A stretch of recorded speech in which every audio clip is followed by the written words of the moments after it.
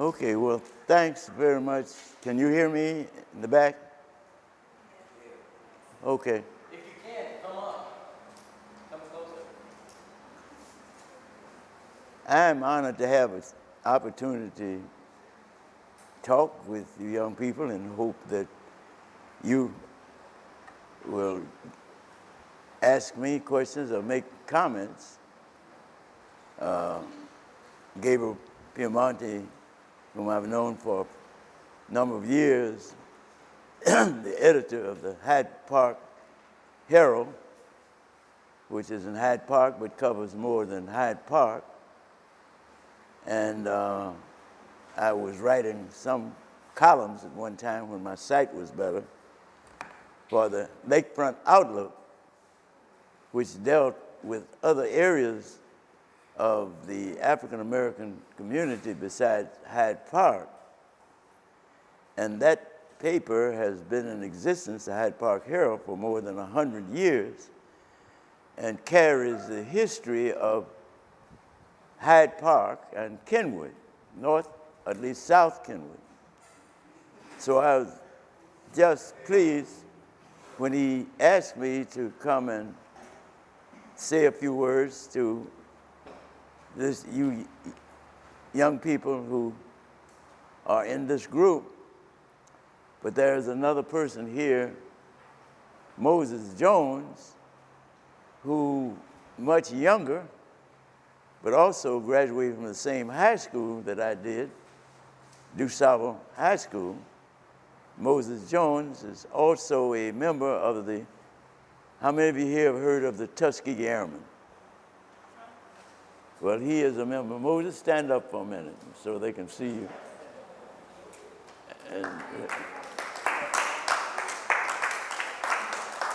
And the Tuskegee Airmen is a story in itself, and maybe you'll have a chance to go back and maybe Moses Jones can help you learn the history of these young men who were brilliant.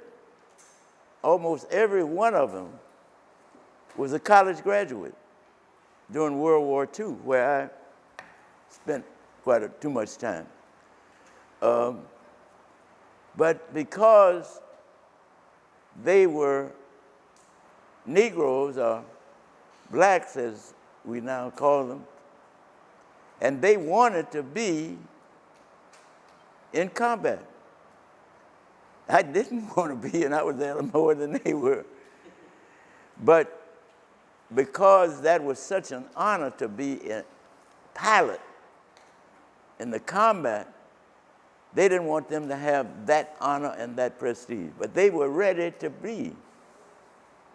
And so when the opportunity came by the President Franklin Delano Roosevelt, whose wife, Eleanor Roosevelt, is a history in itself, when Ms. Roosevelt went to Tuskegee and said to one of the airmen, "Let's go up," that barrier to them being in Europe and Asia and fighting to help our country, that barrier was broken.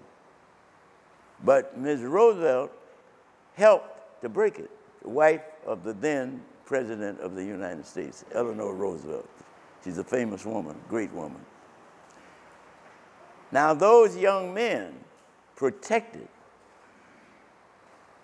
things all over Europe.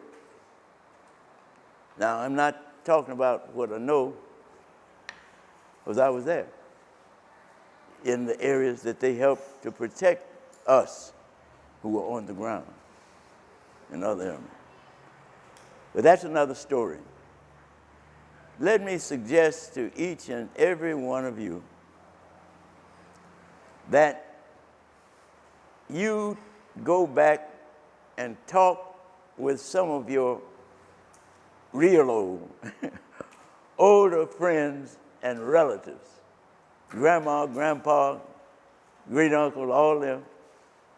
And if they'll let you, have a tape and just ask them simple questions. Where were you born? When were you born? And if you weren't born in Chicago, why'd you leave where you were to come to Chicago? If you were in Chicago, where did you live on Chicago? What was going on then? Let them be the smart ones. Don't you try and take the conversation away from them. Let them talk. And boys and girls, they will tell you some fantastic stories about their lives. Try and see if you can tape it. Because they're telling a story, not just of their personal lives, they're telling the story of overcoming difficulties in that period of time of their lives. If you have your computers with you, a pencil or paper, whichever, I was born December 7th, 1918. That's a long time ago, isn't it? And here I am now, 95 years later. And I am glad because it gives me and has given me the chance to share some of my experiences so that you can think about them and compare them with the world you live in. Because the world I grew up in, I'm speaking of the whole world, including the United States, south side of Chicago, that world for you is somewhat different than the world that I grew up in. All of my aunts, all of my grandparents on my mother's side and my father's side had been taken from Africa. I'm speaking of my African ancestry now. Almost all African Americans are mixed. They were taken from Africa. They didn't volunteer to come out of Africa. There were lots of good things in Africa, but they were taken in chains out of Africa. When I go back to Senegal in West Africa, I can see and go to the slave camp where my grandfather and grandmother on my father's side, they were taken. They had nothing but swords and spears, but the slave traders had guns. Now that seems that everybody has guns now, but then not everybody did. The slave traders had rifles and guns. And they took my ancestors, my parents, grandparents. And I asked myself the question, when I go back to Africa, why did they do that? They wanted something that they could make work for nothing and make money. Now, I asked myself the question, and I'm going to ask you the same question, but we don't have time for you to answer it right now. When you go shopping, what do you go looking for? Now, when I ask that question of young people like yourself, white or black or Asian, they will fumble around saying, I'll buy some shoes, I'll buy some. I say, shopping. It's probably in your mind now. When I go shopping, young people, I look for the best I can find for the cheapest price. When the slave traders went to Africa, that's what they were looking for. The best they could find for the cheapest price. Not old broke up old man like Mr. Black. Young people like you. That they could make work, they wanted it. And they brought them to this other parts of the world, South America. the West Indies, the American, to pick cotton,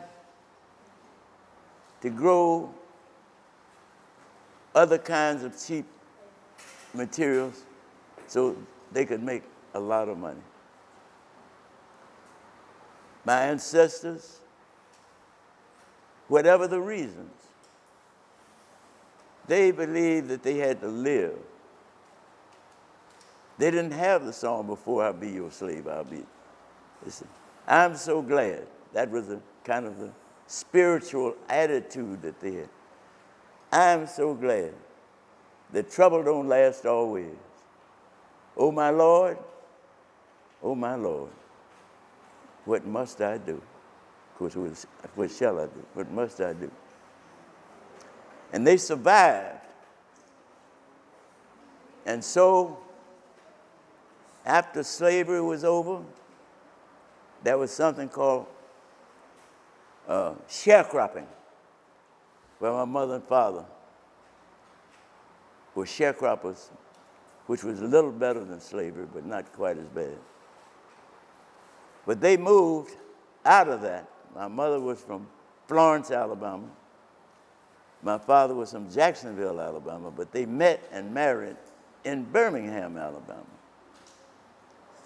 I was born in Birmingham, Alabama. Day before yesterday, I had a call from one of my cousins